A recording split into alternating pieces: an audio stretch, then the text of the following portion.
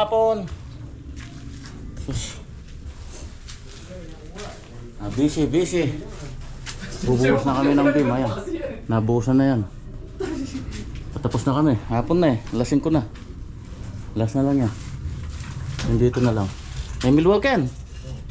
Di makakalabas dyan.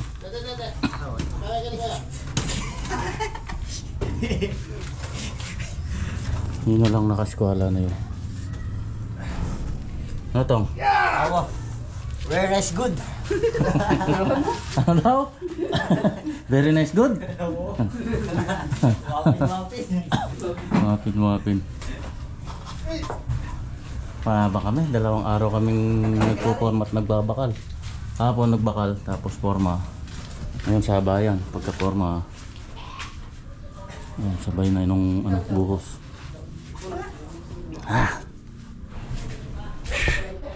Grabe. Palaban. Bukas baklas. Pag-trasas na tayo bukas.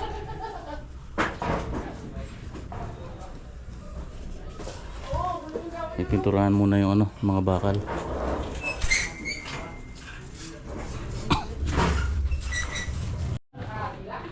Wala kang libreng cobra sa akin yan ba? Layo ng estimate mo, 8. Nakakapagod. Kunti na lang.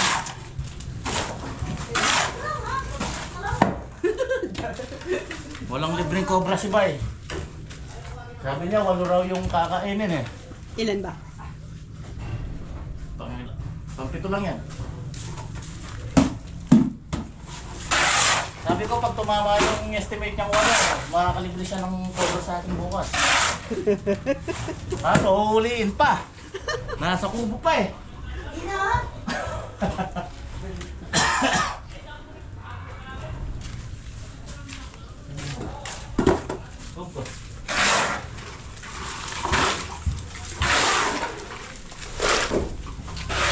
Si Bay. Oo! Wapi na ka yan. Nalati na. Plus 1 port. Ano yung port? Nalati na. Plus 1 port. Nasa 1 port. Nanganati na ako ng 1 port no.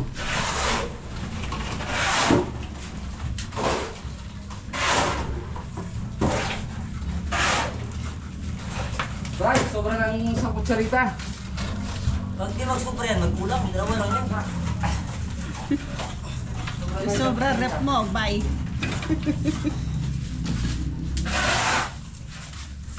Wala sobra yan.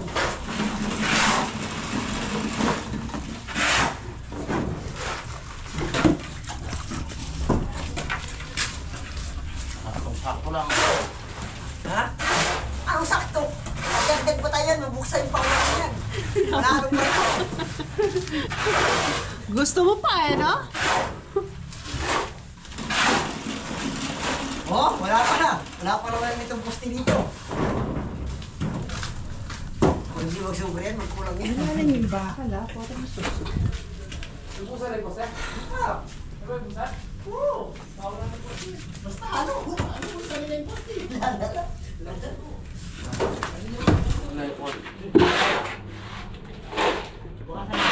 Kulang niya pa yata ang ba? Wala na ako yan.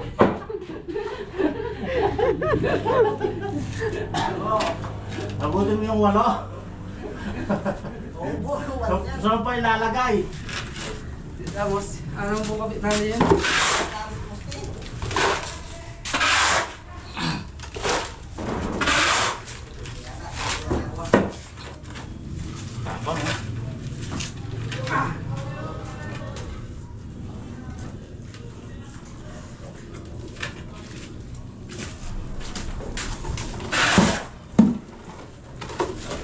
Palaban ni Danny Boy.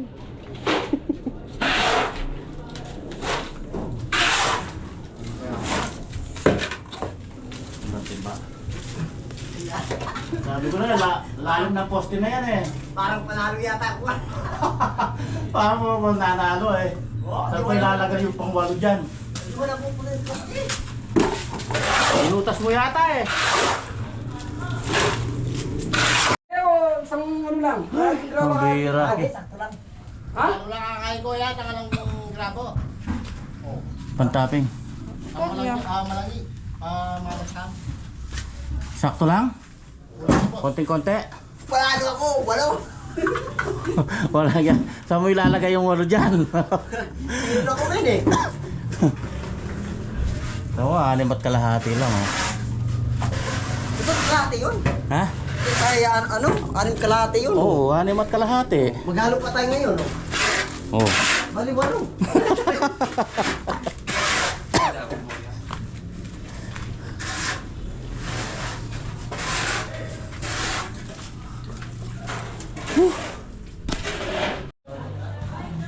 Yan, natapos din. Ay, magalo ka ng konti. Ano? Tama na?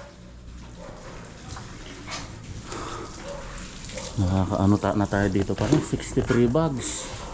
Walang lang, walang graba. Ay, hindi ko masyadong masay. 63 bags.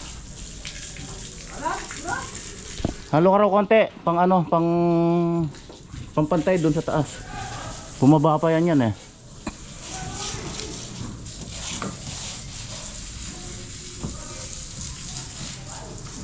Walang graba.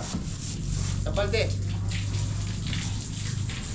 Itong pambalde bo, mag-isa niya pa.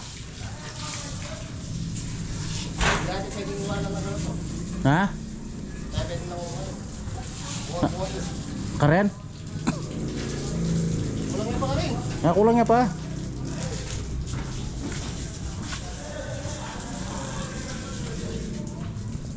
Yan o. Nababaran na yung ating biga. Yan, yung mga pinagporman, hinakot ko na para hindi nakakalat at hindi nakakasikip dito. Dinala ko na dun sa farm. Yan yung mga yero na tinanggal namin dito. Yan o. Na-assemble na kami ng trusses. Pinatay-katay lang namin ng unti-unti. So, hindi pa namin natatanggal tong mga dating rafters. Gusto ko maitayo muna yun. Diskarte lang, pambira, komplikado.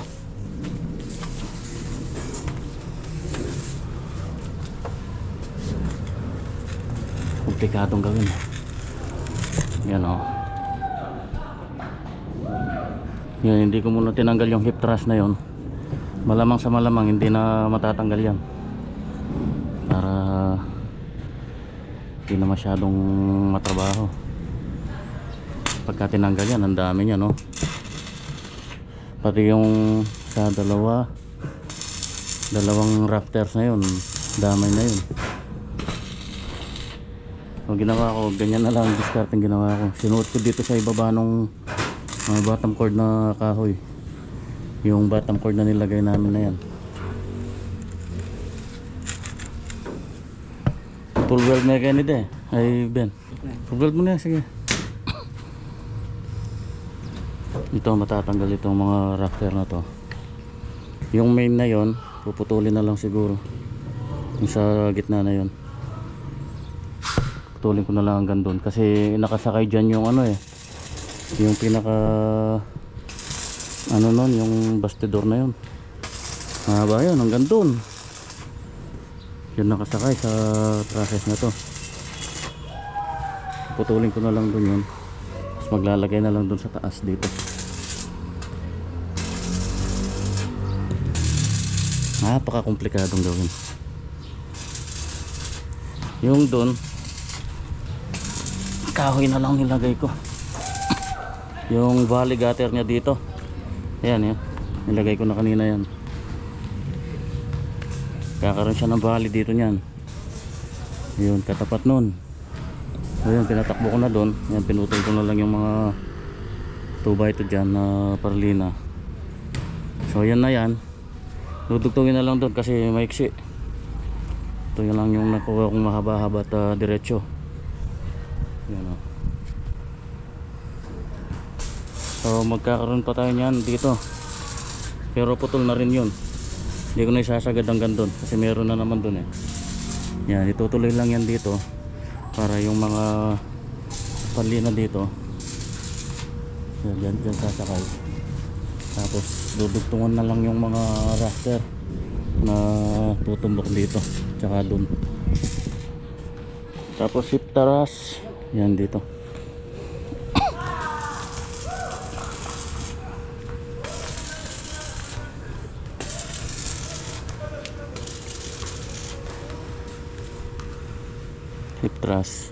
hip thrust yan, bali dito yung kanyang ano yan, 45 degree kanyang eskwala.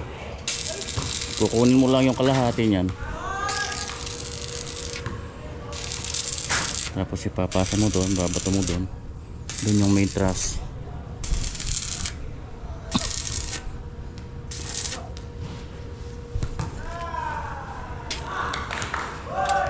Huwag sanang umulan, pambihira. Ang umulan nito, habak na. Marami kabok oh, tsaka yung ano, bahay ng ano, daga.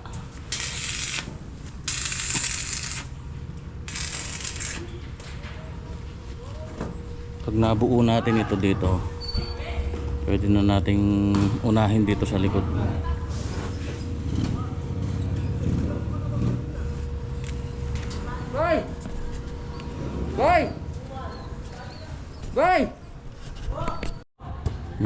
Dito ako na pinapinturahan kay Carbo sa likod para maluwag ang kilos. Epoxy primer. Ayan, yung mga angle bar tapos na lahat. Mahirap magpintura doon sa taas, napakainit pa naman. Ay, nakatayo na.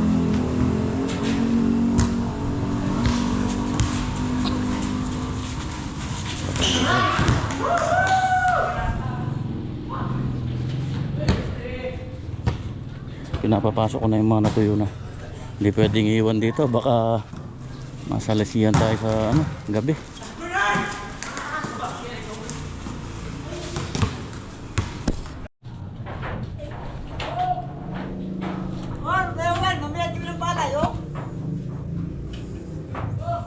Napalagay ko yung tolda, baka umulan para sigurado. Tatong timba! Bah, yabot. Doon nyo na lang ano yun, oo, bandaron.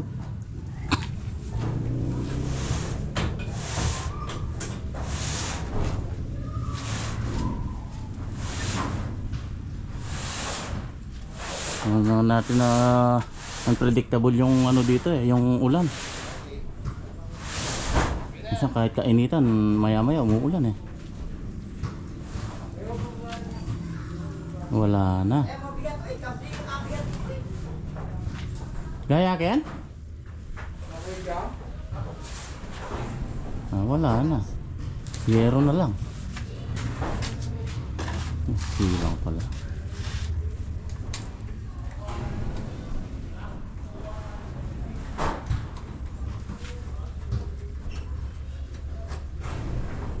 Yung nalako.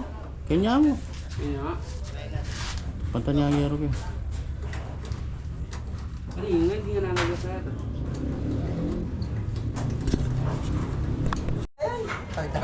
Wala, hanggang doon lang. Yan na yan. Pag ulan lumaya, utang mo lang dito. Sama-sawa na lang tayong manalangin. Iba pa na nasulat. Baliktad napin ba? Palang ay. Utang mo lang, di mo. Grabe init. Ayan, nakapaglagay na kami ng hip thrust. Yung hip thrust natin. Ito na yung kinakasan namin. Yung dito isa. Meron na rin yung sa center. Yun yung putol. Putol na yun hanggang dun sa may bali. May bali gutter. Yeah. Tingnan nyo naman nung init oh. Grabe. Ayun. So hanggang dun na lang. Magpapangita sila dun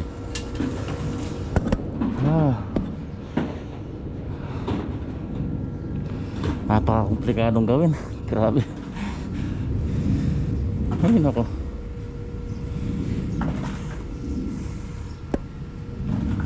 Ito, puputulin ko na lang dun.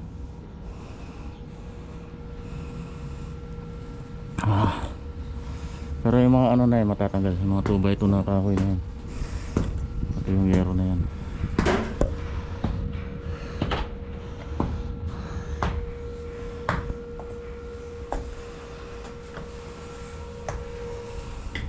Ito na lang, tapos mga rafters na lang nun.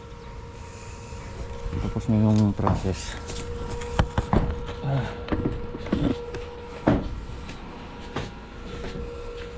Nabasag ko na yung dating flooring dito. Pangit eh. Basag-basag na rin eh.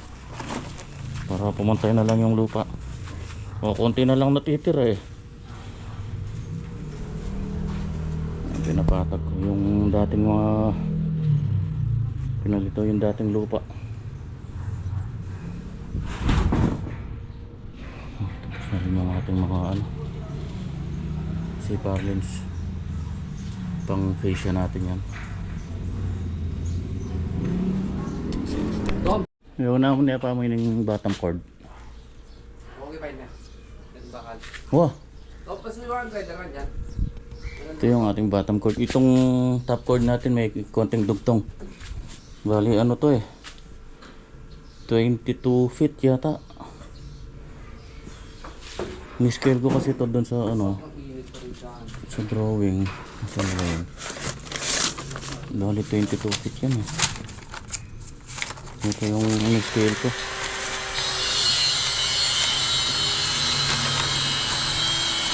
Ayan. 22 feet. Yung bottom cord may 17 feet. 17 and a half. Ito yung main truss.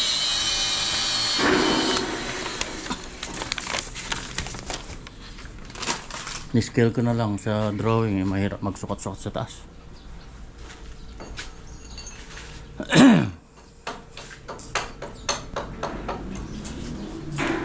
Ginawa ko yun nung in-estimate ko yung mga ano, materialis niya. Yung saktuan lang ito. Last na lang itong 2x2 na ano to, angle bar. Tapos ito yung mga ano natin, mga vertical na queen post.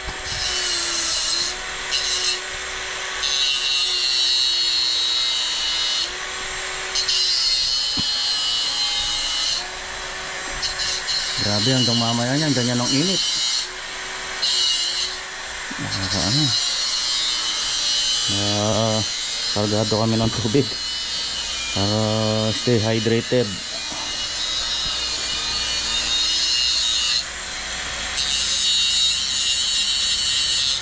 Yung mga abang na yan, yan yung ating mga rafters. Yan yung may mga flat bar na ano na yan. Yan yung pinagtanggalan doon dati. Pinabalik ko, pinawelding ko yan doon sa ano, doon sa bakal ng beam. Mas maganda kasing mag-welding pagka ganyan eh. Kung saan lang sila umabot. Yung dito sa side, yung ano na lang, kabilya na 10mm. Okay pa yun ako. Yan yung hip thrust natin dito sa isang corner.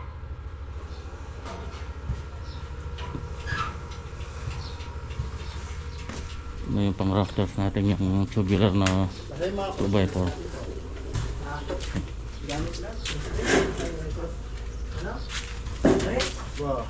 Kape muna, kape. Kontra balisaw-saw.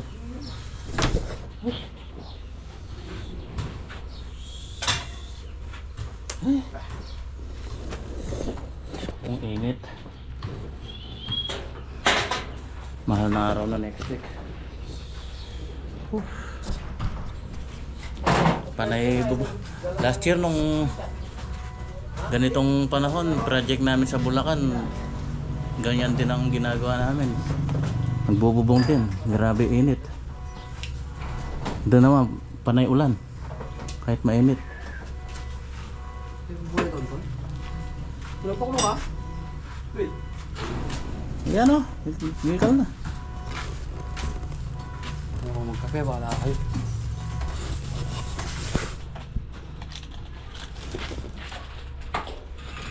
Ah, Nakukay mo na yung alas dito dyan. 3 na, ano pa. Yeah.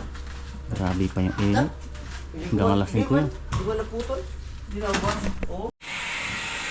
Okay na, nakapaglagay na ako ng 3 rafter. Sakin natin. Ito ko lang yung paano discard yung ginawa namin. Yun o. Ayun, bali doon na sa tumumbok sa hip thrust. Pinalagyan ko na lang ng ano, angel bar para may full weld. Yun o. Yeah.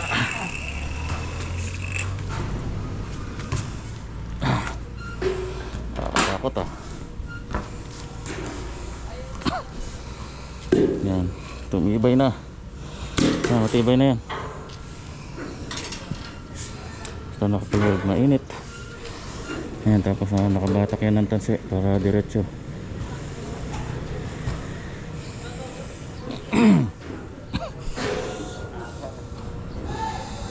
Patulog yung bagyakan eh, Ben. Yung bagyak.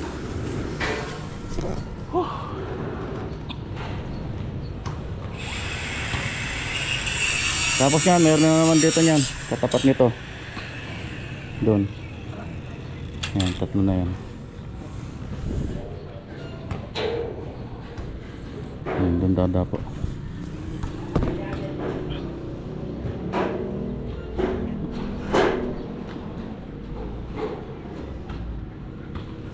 Putulin ko na yung hip thrust na yun. Yung dati na hip thrust na kahoy na yun. Putulin ko na kasi yung rafter nito diretso na dun. Yan.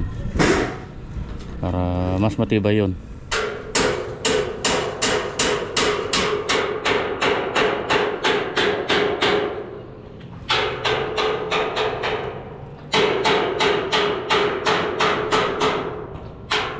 Ayan, yung mga existing na yan, diretso na lang dito yan. Dudugtungin na lang namin ng mga tubular na 2x2. Yan, paikot dito.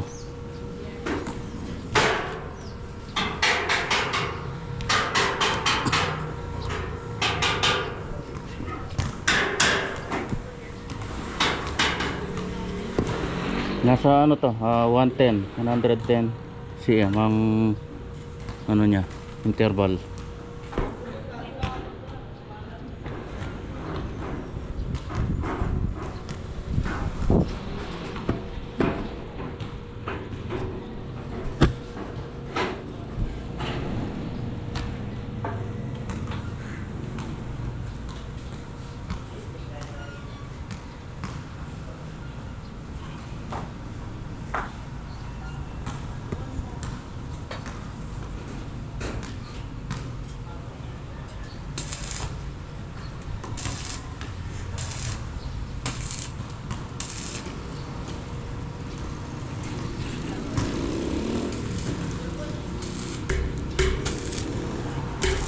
Tibay na rin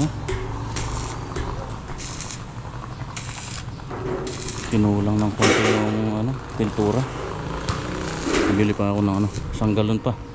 Marami pang i-re-repaint dito yung mga pinag-weldingan. Tibay na to. Okay na may maya. Oo, sige, okay na yan.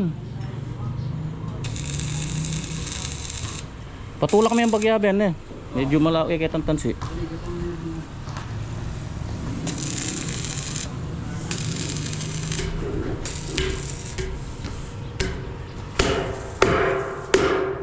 Pagka nagka dugtong-dugtong na talaga, so, hindi mo na magagalaw.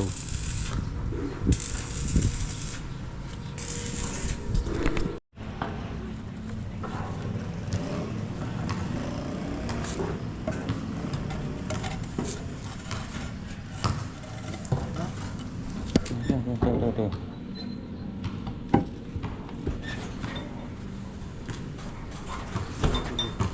Yan. Ano? Sige. Start mo na eh.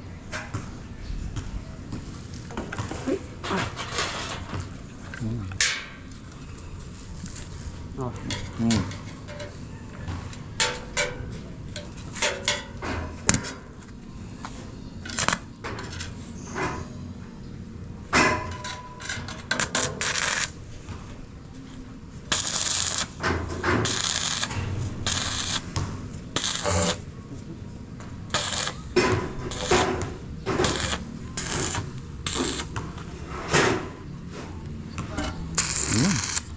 Ano gumalaw?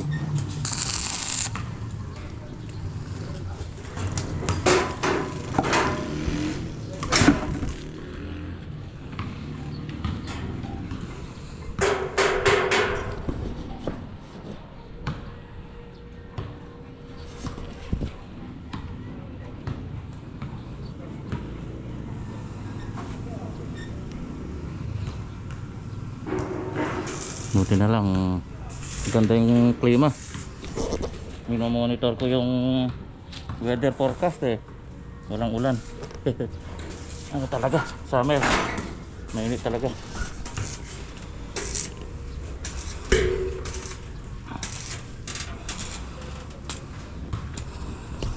So, maganda ng flat bar. Ipupulwag mo ng maayos. Pinagbaklasan ko eh.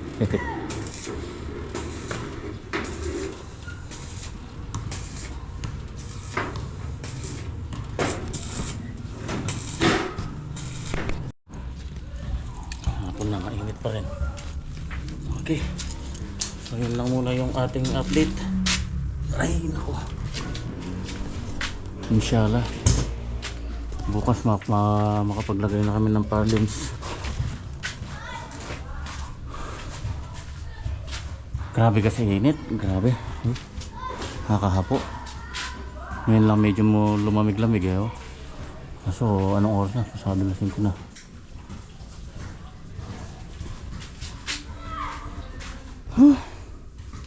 Dami pang kulang na ano, panambak. Yan oh, hindi pa nakumpleto itong 1 kwarto. Pinaubos ko na yung sa gilid-gilid eh.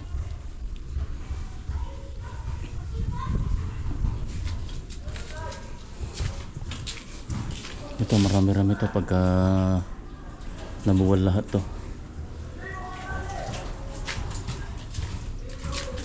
Dito na itatambak yan.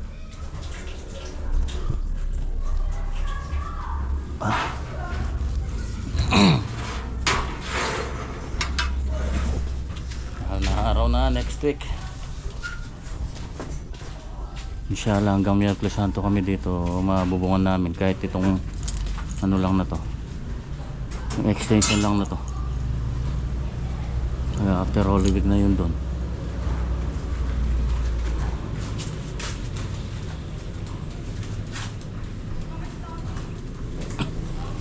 Okay.